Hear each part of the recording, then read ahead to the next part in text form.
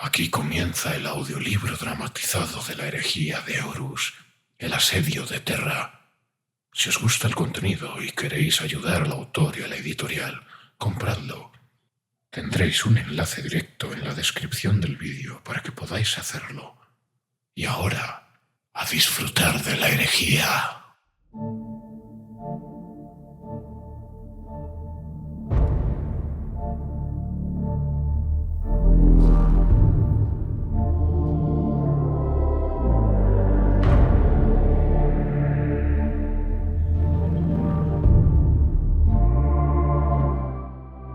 Capítulo 1. Terra. En el primer día de Primus, las ir resonaron por toda Terra. En los numerosos mundos conquistados y gobernados por el imperio de la humanidad, se hablaba de divisiones anuales, del tiempo partido en 1000 porciones iguales.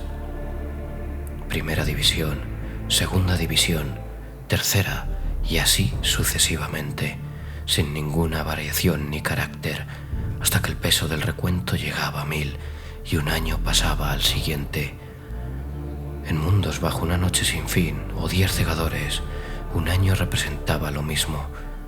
En un imperio que abarcaba toda la galaxia, cualquier otra medición no habría tenido sentido. 14.M31 sería como los registros que sobrevivieron. Marcarían el primer momento de aquel día, sellado y corregido para que tuviera precisión temporal, estandarizado y desprovisto de todo significado. Aún así, en aquel lugar, en el mundo cuya noche, día y estaciones habían otorgado a la humanidad concepto del tiempo, la antigua manera de contar todavía tenía significado, por lo que también lo tenía el momento en el que el año moría y otro nacía, la fiesta de las dos caras, el día de la nueva luz, la renovación. Los nombres eran infinitos. Sin embargo, desde tiempos inmemoriales había sido el primer día de Primus, el primero de los 365 días que lo iban a suceder, un día de esperanza y nuevos comienzos. El paso de aquel año comenzó con nieve en las almenas septentrionales del Palacio Imperial, donde 3 semidioses, hermanos, observaban el cielo nocturno que se extendía sobre ellos. Comenzó con la luz del alba y un viento gélido que se adentró en una cámara en lo alto de una torre y movió las cartas pintadas que acababan de repartir un nombre que era más viejo de lo que nadie sabía. Comenzó con el sonido de las sirenas, solo una al principio, en lo alto de las cimas del palacio, hasta que las demás repitieron el grito y lo transmitieron por todo el planeta rotatorio. El sonido resonó a través de los espaciopuertos del tamaño de montañas y se emitió con aspereza a través de los cuernos de comunicación situados en los niveles más profundos de las colmenas atlantianas. El sonido continuó y continuó y detuvo las manos de las personas conforme éstas comían y trabajaban. Alzaron la mirada. En cuevas bajo tierra, en cámaras de colmenas y bajo las columnas de ebullición, alzaron la mirada. De entre aquellos que sí podían ver el cielo, unos cuantos creyeron ver unas nuevas estrellas dibujadas en el firmamento y se quedaron petrificados por la promesa que traía cada nuevo punto de luz, una promesa de fuego y cenizas de una época perdida. Y junto con el sonido de las sirenas, el miedo se esparció, sin nombre, pero aún así presente. Ya están aquí, dijeron.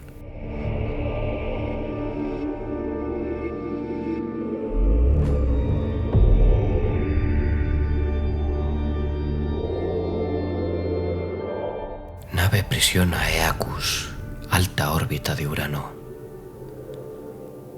Tengo entendido que tienes una historia, dijo ella.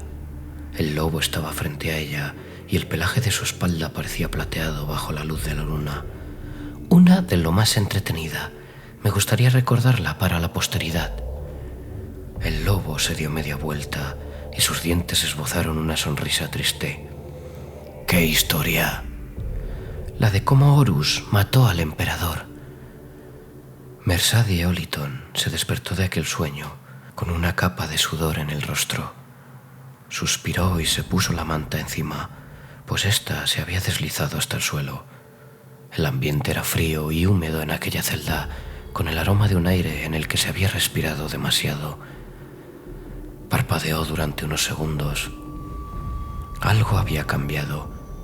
Estiró una mano para tocar la pared metálica. La humedad se aferraba a los remaches y a las vigas oxidadas. El ruido constante de los motores de la nave había cesado. Estuvieran donde estuvieran, se habían quedado quietos en el vacío. Dejó caer la mano y soltó un suspiro. Varios atisbos de su sueño o recuerdo todavía se aferraban a sus párpados. Se centró y trató de tirar de los hilos del sueño, mientras estos se sumían más y más en la oscuridad.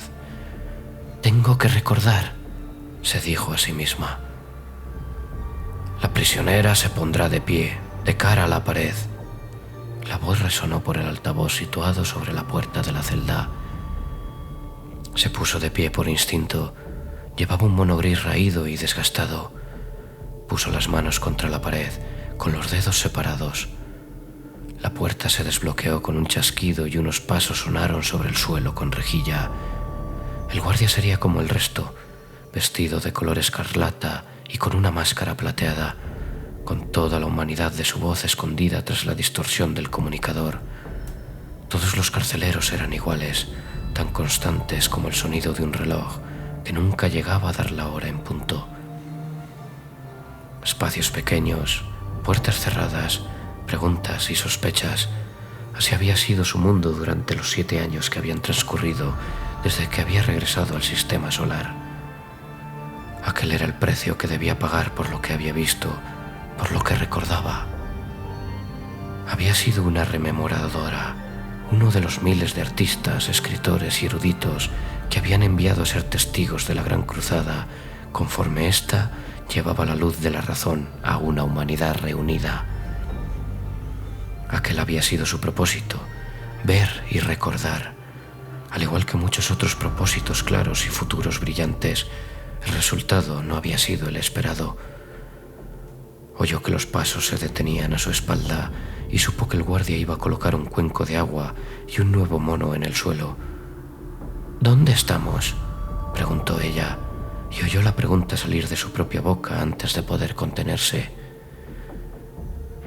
Silencio. Esperó. No iba a sufrir ningún castigo por preguntar. No le propinarían ninguna paliza. No le retirarían la comida ni la humillarían, pues no era así como funcionaba su encarcelamiento. Su castigo era el silencio. No le cabía la menor duda de que se utilizaban unos métodos más viscerales con otros prisioneros. Ya había oído los gritos. Sin embargo, a ella solo le habían dedicado silencio, 7 años de silencio. Al fin y al cabo, ellos no tenían ninguna pregunta que hacerle a ella. Le habían retirado los carretes de memoria del cráneo y aquellas grabaciones ya les habrían contado todo lo que querían saber y más. «Todavía estamos en el vacío, ¿verdad?», continuó, de cara a la pared. «Las vibraciones de los motores han parado. Me he dado cuenta. Es imposible no notarlo si se ha pasado cierto tiempo en una nave, y yo pasé bastante tiempo en una nave de guerra. Es algo que nunca se olvida». Hizo una pausa para esperar una respuesta, aunque fuera tan solo el sonido de unos pasos que se alejaban de ella y de la puerta al cerrarse. Más silencio. Aquello sí que era extraño. Había intentado hablar con los guardias durante sus primeros años de encarcelamiento, y su respuesta siempre había sido marcharse de allí sin contestarle. Tras un tiempo, aquello le empezó a sentar peor que si le hubieran dado un latigazo en la espalda. Aún así, nunca le habían hecho ningún daño físico, ni siquiera la habían tocado. Incluso cuando le habían abierto el cráneo para retirar los carretes de memoria, la habían sedado, como si aquello hubiera hecho que la invasión que se había producido después hubiera resultado más aceptable. Suponía que aquel tipo de piedad tenía algo que ver con Cruce o Loken, los ex-lobos lunares. Habían cuidado de ella tanto como habían podido. Sin embargo, aquello la había dejado encerrada de todos modos en la prisión más grande y oscura de todo el imperio. Loken le había dicho que la liberaría, pero ella se había negado. Por mucho que le hubiera dolido, entendía por qué tenían que mantenerla encerrada. ¿Cómo podía no entenderlo?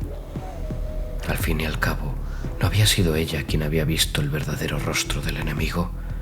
Había pasado 4 años viendo el espíritu vengativo entre los hijos de Horus a la sombra de su primarca, quien en aquellos momentos había prendido fuego a la galaxia con su guerra civil. ¿Qué otra recompensa podía esperar por recordar aquellos días? Toda una galaxia reducida a silencio y paredes de plastiacero, con solo sueños y recuerdos con quien entablar una conversación. Tras unos cuantos meses de encierro, había empezado a soñar recuerdos, sueños de su hogar en Terra, de la luz del sol que bañaba el borde de la placa orbital Arcus, de su madre riendo y llamándola después de que hubiera salido corriendo por los hidrojardines, y había soñado con su etapa junto a los lobos lunares y luego junto a los hijos de Horus. Había soñado con personas que habían muerto hacía mucho tiempo. Había pedido pergaminos y plumas a los guardias, pero no le habían concedido nada. Por ello, había vuelto a los viejos juegos que su cuidadora de mentes le había enseñado, modos de esconder recuerdos cuando se despertaba, modos de recordar el pasado cuando éste intentaba escurrirse hacia la distancia. Sumida en el silencio, se había dado cuenta de que los recuerdos y los sueños eran lo único que tenía, lo único que la formaba. ¿Seguimos en algún lugar del sistema solar?, preguntó, y giró un poco el cuello para mirar atrás. ¿Por qué seguía hablando? Aunque, ¿por qué no se había marchado ya el guardia? No parece que la nave se esté preparando para la traslación. ¿Dónde estamos? Habían ido a buscarla a su celda de la fortaleza sin nombre hacía 3 noches. La habían metido en una caja tan pequeña que casi no se había podido mantener en pie. Había notado cómo la caja daba sacudidas y se mecía conforme unas máquinas la levantaban, y a ella con la caja. Entonces la habían soltado en aquella celda, donde había reconocido la vibración de una nave del vacío a baja potencia. Pese que al principio aquello le había parecido reconfortante, sus sueños no lo habían sido en absoluto, y el silencio de aquel momento le parecía más extraño con cada largo segundo que transcurría. ¿Por qué me habéis sacado de la fortaleza?, preguntó. ¿A dónde me lleváis? A donde a todos nos gustaría poder ir, señorita Oliton, respondió Garbiel Loken. Ella se dio la vuelta de repente y vio que el otro extremo de su celda había desaparecido y que un lobo se alzaba de un charco de agua oscura bajo la luna. Sus ojos eran esferas negras y mostraba los dientes en una sonrisa amplia mientras hablaba. ¡A casa! En la oscuridad de su celda, Mercedes Oliton se despertó ante el silencio y se quedó quieta, a la espera de que el sueño se desvaneciera o a que volviera a despertarse.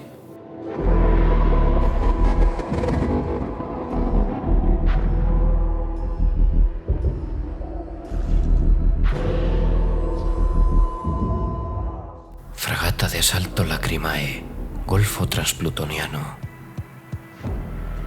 La primera nave del asalto murió en cuanto perforó el velo de la realidad.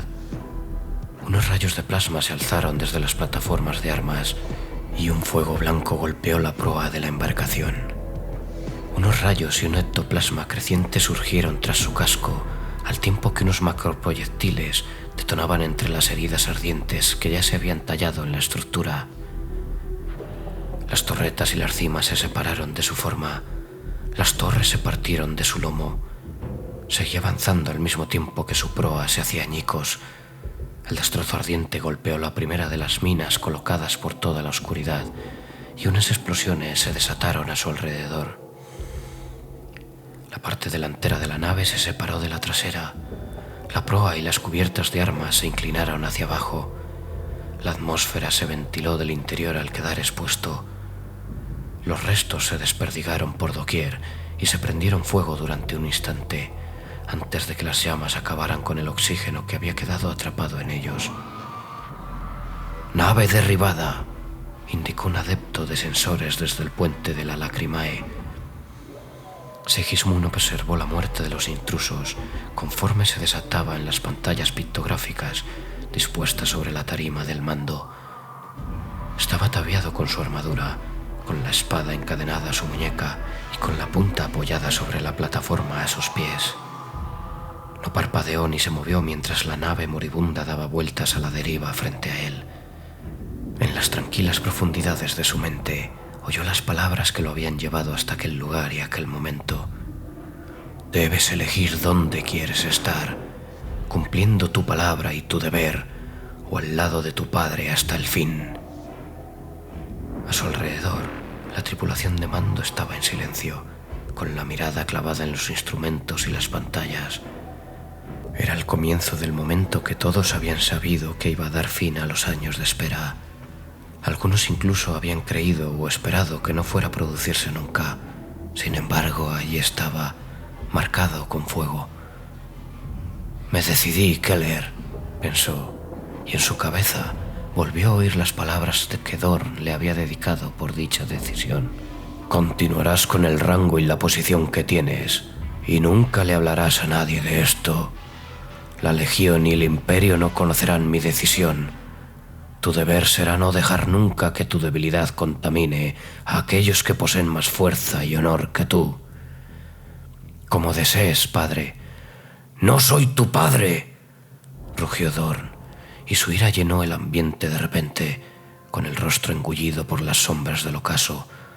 Tú no eres mi hijo, añadió con más calma, y no importa lo que te depare el futuro, nunca lo serás.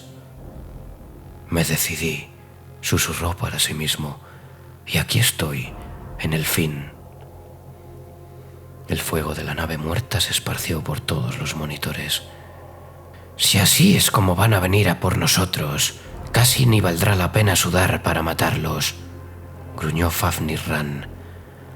No nos concederán ese lujo, repuso Boreas desde más atrás en la plataforma. Sigismund no miró a su alrededor, hacia donde las proyecciones hololíticas del capitán de asalto o de su teniente flotaban junto a sus hombros. Cada uno de ellos se encontraba en la cubierta de mando de una de las naves hermanas de la Lacrimae. Ran llevaba una armadura Mark III, fortalecida para el vacío, con remaches reforzados clavados en las espinillas y en el hombro izquierdo. Las cicatrices de las batallas que habían librado en aquel lugar, en el borde del sistema, estaban debajo de la nueva capa de barniz amarillo. Su alto escudo de abordaje colgaba de su mano derecha, y las dos hachas iguales que tenían enganchadas por magnetismo en la espalda mostraban la misma heráldica pintada en la parte delantera del escudo. Sigismund se imaginó poder ver la sonrisa retorcida del rostro de Ran cuando se volvió hacia Boreas y se encogió de hombros. La imagen hololítica del primer teniente de los templarios no se movió. Al no llevar el casco, su rostro era una sola cicatriz irregular, y si había algo de emoción tras la furia gélida de sus ojos, Sigismund no fue capaz de verla. La espada ceremonial de Boreas era casi tan alta como él. Su guardia era la cruz de los templarios, y en la hoja se habían tallado los nombres de los caídos. «A todas las naves, a la espera», dijo Sigismund en voz baja, y oyó que su orden se transmitía por la flota. La vibración de la cubierta cogió fuerza. El dolor sordo que se le había estado acumulando en el cráneo durante las últimas horas se estaba tornando más agudo.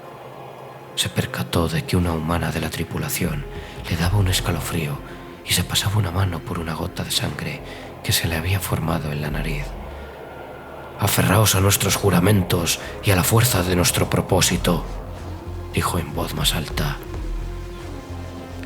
Unos susurros zumbaban en el borde de sus pensamientos, como filos de cuchillas que rascaban el metal. Había tenido que sedar a cada astrópata de la flota hacía 2 horas, pues una oleada de presión psíquica los había dejado balbuceando y gritando. Dicha oleada se había ido tornando más intensa con cada minuto que pasaba, y aquello solo presagiaba un hecho. Era la onda de proa de una armada colosal que atravesaba la disformidad y se acercaba al sistema solar como si una tormenta se tratase. Horus y los traidores Estaban en camino. «Aumento etéreo detectado», gritó un oficial de sensores. «Ahí vienen», dijo Ran, y se llevó un puño al pecho. «¡Honor y muerte!» «Por el Primarca y por Terra», añadió Bóreas. «Por nuestros juramentos», concluyó Sigismund. Las imágenes de sus dos hermanos parpadearon al desvanecerse. Llevó una mano abajo para desenganchar su casco del cinturón y se lo puso en su lugar. «Que mi fuerza sea suficiente para este momento», se dijo a sí mismo mientras el visor del casco se encendía ante sus ojos. Los datos de la esfera de batalla se superpusieron sobre su visión. El golfo plutoniano relucía, lleno de plataformas de armas, bancos de torpedos y minas flotantes. Todas esas defensas formaban una gran red de decenas de miles de kilómetros que se extendían desde el borde de la noche hasta los elementos orbitales del propio Plutón. Unas naves brillaban entre las defensas, raudas balandras de combate y naves de monitorización que eran poco más que motores y armamento. Las habían construido en las forjas orbitales de Luna, Júpiter y Urano, y las habían arrastrado hasta el borde de la luz del Sol. Junto a ellas se encontraba la flota de la primera esfera, cientos de naves en movimiento, y más allá de las naves, las lunas de Plutón aguardaban, repletas de armas y vaciadas mediante túneles. Cada una de ellas era una fortaleza que había podido haberse enfrentado a una flota entera. El manto de estrellas estalló con unos rayos, unas brechas se abrieron en el vacío, y de ellas surgieron unos colores nauseabundos y una luz deslumbrante, conforme nave tras nave salían de la nada para materializarse en la realidad. Decenas de ellas, seguidas de cientos. Los servidores sensores de Lacrimae se retorcieron y empezaron a parlotear debido a que los objetivos se multiplicaban a mayor velocidad de la que podían vocalizar las novedades. Varias minas detonaron y las explosiones saltaron de una a otra en cadenas que se extendían por toda la oscuridad. Las plataformas de armas se abrieron y unos macroproyectiles, cohetes y plasmas golpearon el metal y la piedra. Los atravesaron y estallaron. Las naves morían nada más llegar a la realidad, con su blindaje destrozado por el fuego, de modo que soltaban sus entrañas al vacío. En los primeros 10 segundos, más de 100 embarcaciones ardieron hasta quedar hechas añicos.